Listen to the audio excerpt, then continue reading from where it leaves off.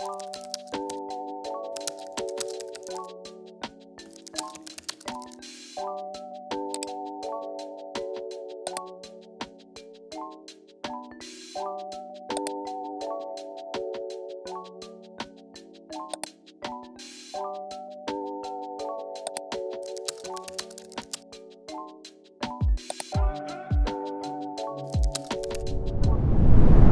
are locking in March, and if you want to join me, that's what I'm going to be doing all of March. It is going to be magical what happens at the end. I'm calling it Magical March because after going through like 5 minutes of M-word alliterations, magical just sounded like the most fun. Basically, in Magical March, I'm going to be focusing on a few areas that I've just neglected. I've just been putting them on the side, saying, no, it's fine. I'll get to that eventually, and then never getting to it. And March is the last month in the first quarter of the year. So it's the last month in Q1. And I think that makes it a great time for me to actually get a little bit more focused on my goals and my health and just top up on that. Some things that I've been neglecting. I'll tell you what my goals are. If you want to lock in with me, let me know your goals in the comments. I would love to know. So let's get into it. I have 5 daily non-negotiables that I must do every single day. That's what daily non-negotiable is. Number 1, I have to take a 40-minute walk every single day. I've actually pretty much been doing this, but I noticed that on the days that I don't do this, I do not sleep well. It's probably just the nature of my work and my lifestyle that I am a pretty sedentary person most of the day, outside of my training sessions in the gym, but throughout the day, the human body is kind of supposed to move. You know, it's good to actually hit the step count, and I honestly just sleep so much better when I at least bare minimum walk like 8,000 steps. So a 40-minute walk is non-negotiable for Emily's mental health and for movement in the day. We're clocking in. Non-negotiable number 2 for me, drinking at least 2 liters of water per day. I have not been drinking water. I know, it's actually really bad. I just slipped into a season of drinking a bit more tea, maybe a bit more coffee, maybe a little Diet Coke, a cheeky little Diet Coke, you know? And that little season became me just always doing that. And I think it would be really good for me to hydrate more. I feel like it's affecting my skin. I feel like I break out a little bit more, and I don't want that for me, to be honest. So we're bringing out Mrs. Hydro Flask again. We're bringing her back, and I'm just going to be more intentional about refilling her at the beginning of the day, in the middle of the day, trying to actually hydrate properly. Obviously not only for skin, but also for my actual health benefits. It'll help me in the gym, it'll help my performance. There are really only benefits with drinking water. It makes up 60% of our body. I mean, like, the fact that I haven't is kind of concerning, but it's okay, we're getting back on it. Non-negotiable number 3 for me is a protein goal. Most days, I'm fine eating enough protein, but I also have noticed that a few times recently, I've gotten to the end of the day, and I've had the option between higher protein meal and maybe like a bit more delicious yet lower in protein meal. Or I've been a little bit too lazy to cook a high protein meal. I know Lazy Girl Kitchen usually sets me up for success, but there are days, okay? And recently it's just felt like too many days I've been skipping my protein goal. And not only is protein amazing for obviously building muscle, which I need in order to get to my personal calisthenics goals at the moment, which are still the muscle up and the handstand push up, but also eating a higher protein diet is so important for so many freaking things.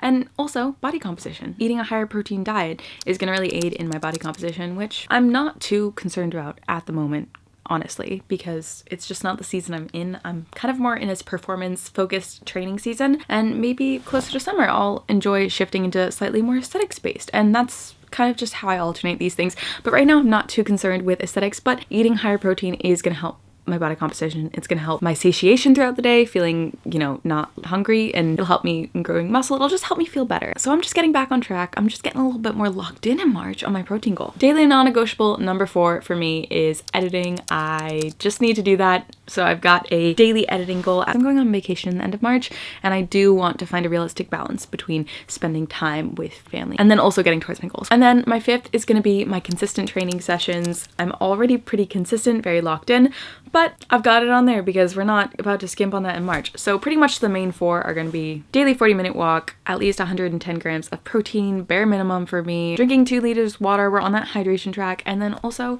my daily editing goal. So if you want to join Magical March, the lock-in has begun. Happy Sunday. We're starting the month on a Sunday. Isn't that so weird? I feel like usually my brain is like Monday is day 1, but not March. March is coming early. We're starting now.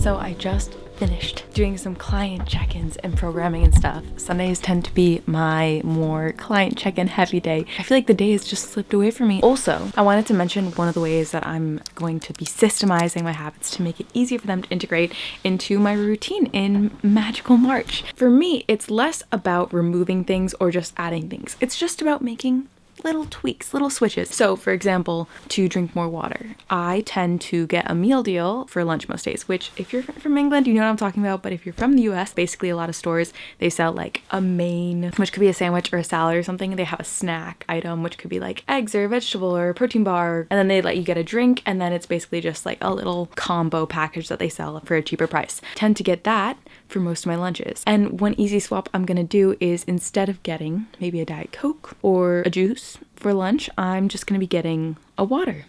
Nothing crazy. I haven't necessarily removed something. I've just kind of done like a little swap, which makes it easier. It makes it so much harder if we just try to add in or take away a bunch of things. But if we can make like little swaps to something that's already in our routine, it makes it so much easier to get after it. So I got this today. Yes, it is strawberry flavored. I know that's not optimal because it does have, I think, a little bit of either stevia or sugar. Yeah, it has a little bit of sugar in it. But we're in the transition phase. So as we ease into drinking more water, even if it's flavored water, better than soda. So that's one thing that I'm doing. And look, the sun is coming out. It's breaking through the clouds. So it's time to get on to the 40-minute walk of the day. Let's go.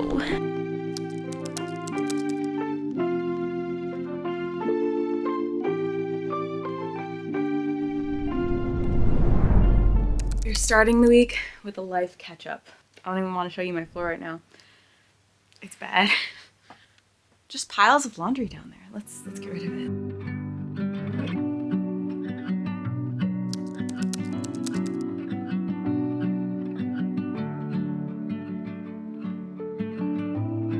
Nothing wrong with the step count, but the reason that I'm doing a 40-minute walk instead of a specific step goal is because I'm trying to encourage myself to go on one long break in the middle of the day as opposed to like a bunch of tiny little breaks. I want to encourage myself to at least get outside, breathe some fresh air, take a mental health break, and I think that's kind of like the 40-minute walk for me.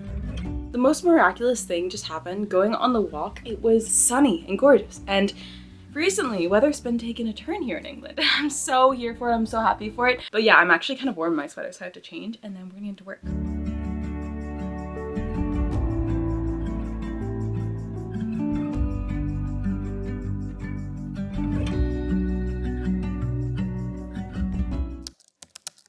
We have our water because hydration goal, and we have the coffee that I'm still working on because I'm a sipper, not a chugger, which my dentist tells me is bad for my teeth, but whatever. So I thought I would mention a few of the ways that I find it easier to actually lock in after a period of maybe not focus, how I actually refocus on my goals. The first one is always asking myself, why am I locking in? Finding that deeper why. Like for me, it's to move better, to feel better for longevity purposes, as well as feeling better in my current present, being able to sleep better, having more energy during the day, and just feeling more focused and productive in my days. So those are a few of my whys. Another part of March and locking in and refocusing is tracking my goals. I feel really strongly that if you're not tracking your input or your output, what you're doing to get your goal and your actual goal outcome, then it's going to be way harder for you to actually get to your goal because you won't have any data or information about what you could change or tweak in order to actually get there. So I track all of my goals. My daily goals I include in my daily notes app. I have a notes app every day that I use, and I keep track of all the things I have to do, and I have all of my goals in there, so I check them off as I go throughout the day. And this helps me because otherwise I would forget them and they would just go straight out of my brain because I have too many things in there. In the past, this looks like keeping a planner or even a post-it note and just writing down my to-do list, but including all of my daily necessary actionables on there. I also have weekly tracking. I have an Excel spreadsheet where I track on a weekly basis the goals that I need, both the input and the output for my goals, and that helps keep me accountable long-term. And I can also record what changed during the week or if there was anything that might have messed up my schedule and how I improvised, and it helps me keep track of just the way that I stay on top of my goals. And one last specific tracking that I'm using at the moment, I just re-downloaded Chronometer just to get back on top of knowing exactly how much protein that I'm eating on a daily basis, because it can be easy to just start eyeballing things and then it not quite add up. I generally have a good idea of how much protein I'm eating on a daily basis, but Chronometer is just going to help me stay a little bit more on top of it for when I get to the end of the day and I'm just about 20 grams shy and I'm like, well, I could have this really delicious bowl of cereal or I could have a high protein meal. And then that data on chronometer is just gonna be like, hey, okay, Emily, your goals, you're 20 grams protein low, go have that high protein meal instead, and it'll help you feel better in the long run anyway. So that's another way that I'm tracking my goals for March. I recently made a high protein recipe video where I included some of my recipes that I'm addicted to at the moment that are very high in protein and super easy, lazy girl kitchen. And we got this tuna bagel going on here. So the bagel itself is about 9 grams of protein. Tuna is about 20. Therefore, this is almost 30 grams of protein, and I put the spinach on because we're desperately low on greens, and I just wanted to get in some veggies because health, so bon appetit. That looks like a mess.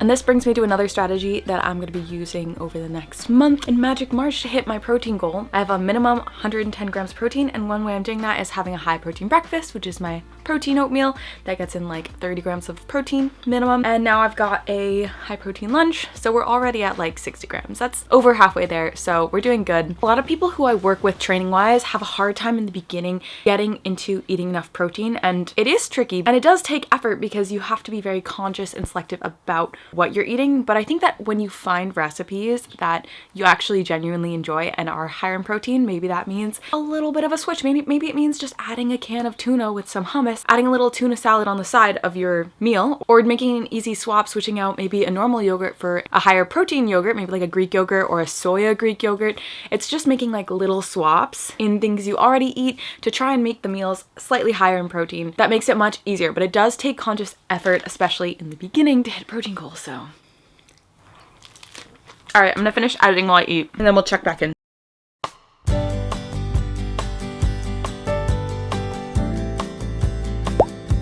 So we just got groceries, and I got my pre-workout snack before we go train soon.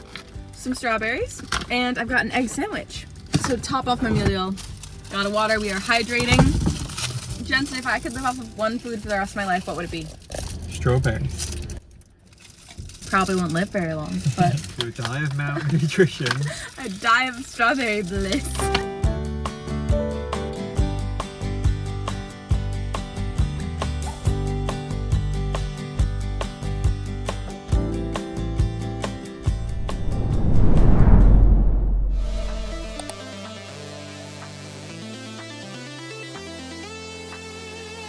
So it is fun day, it's skill day. We get to do handstand push-up training and muscle up training. And I've been feeling pretty strong on my muscle ups recently, working on the resistance band assisted ones to get that motion down.